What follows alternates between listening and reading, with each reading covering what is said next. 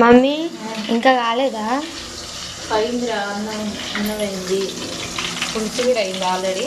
కానీ కొన్ని అయితే పులుసు పెట్టిన, పులుసులు వేస్తే ఎక్కువ తినరు కదా మీరు ఫ్రెండ్స్.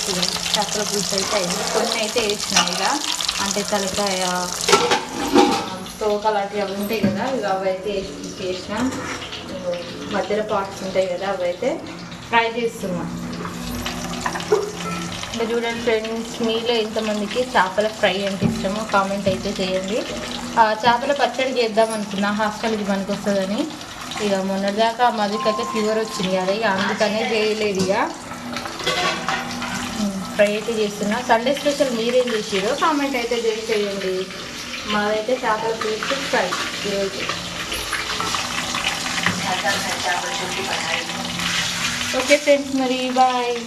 మీరేం చేస్తున్నారో కామెంట్ అయితే చేయండి.